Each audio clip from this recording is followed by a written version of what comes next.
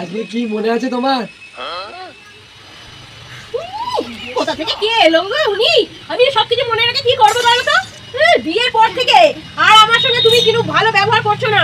আমি তোমাকে বলছিলাম সব মেয়ে ছেলেরা দেখো কিরকম বাইকের পেছনে এরকম করে বসে সব কিরকম উড়ে উড়ে যাচ্ছে চারিদিকে, আর আমি কোথায় বাচ্চার জামা কাপড় গুছোচ্ছি, কোথায় রান্না বান্না নিয়ে ব্যস্ত আছি, এই করছি। আজকে রোজ ডে তোমার মনে নেই? একটা তো কাজ থেকে বাড়ি ফিরে আসার সময় গোলাপ কিনে আনতে পারতে আমাকে দেওয়ার জন্য, নাকি সেই পয়সাটাও তোমার কপালে নেই? আরে তোমার মনে আছে? আরে আমি এনেছি গোলাপ, ওইটাই তো বলতে চাইছিলাম তোমাকে আমি। ওরে আমার নাগর, কত শখ, ওই জন্য গোলাপ কিনে এনেছে। সব যাতা কথা বলো কেন গো তুমি? আমার মাথাটা খারাপ করছো। আমি তো বেশ ছিলাম, ভালো ছিলাম, আনন্দ ফুর্তিতেই ছিলাম। তুমি আবার এসে এরকম মাথাটা নষ্ট করো কেন বলো তো? তোমার মধ্যে হাত চিপটে বজ্জাতকে আমি চিনি না? একটা 10 টাকা দিয়ে গোলাপ কিনে আনার ক্ষমতা যার নেই, সে আবার বড় বড় কথা বলে। কি সব ভুলভাল বকছো? একটা গোলাপের দাম 10 টাকা? তুমি কতদিন বাজারে যাওনি বলো তুমি? একটা গোলাপের দাম এখন 50 টাকা। হ্যাঁ বাবা তুমি কি বলছো? গোলাপের দাম 50 টাকা? আর 50 টাকা খরচা করে তুমি আমার জন্য গোলাপ এনেছো? সত্যি আমাদের সেই সময় কত দাম কম ছিল গোলাপের, তোমার মনে আছে? 10 টাকা দিয়ে আমাকে গোলাপ দিয়েছিলে। ডায়েরির কথায় আমার এখনো সেই গোলাপটা রয়েছে। তুমি বলেছিলে না গোলাপের দাম 10 টাকা? আর 6 বছর হয়ে গেল 50 টাকা হয়ে গেছে গোলাপের দাম। বাবা তাহলে ছেলে মেয়েরা এখন কাজ বাজ বেশি করে করছে বলো? গোলাপ কেনার ক্ষমতা তাদের খুব বেশি, ওই জন্য 50 টাকা দাম হয়ে গেছে গোলাপের।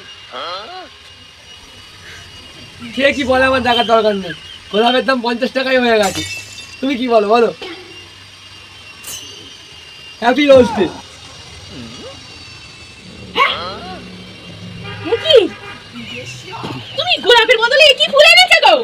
বাপ রে বাপ, ও সম্ভব দেবনা চেনে কি এনেছো এটা?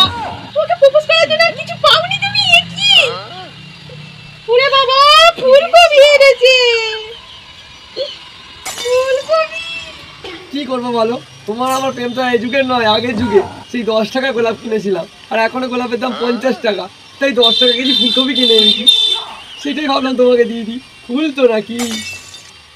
এটা যদি আমি ডায়েরির কোনো একটা জায়গায় রাখি তাহলে এই জিনিসটা পচে যাবে।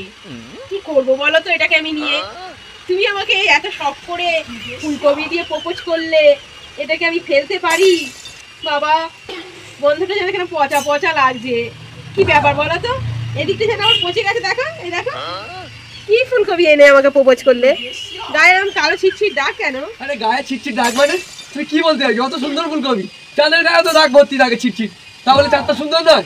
তুমি আমাকে এরকম ভাবছো কেন? ও বুঝেছি বুঝেছি, পাশের বাড়ি বৌদি নিশ্চয়ই ভালো গোলাপ দেখিয়েছে তোমাকে।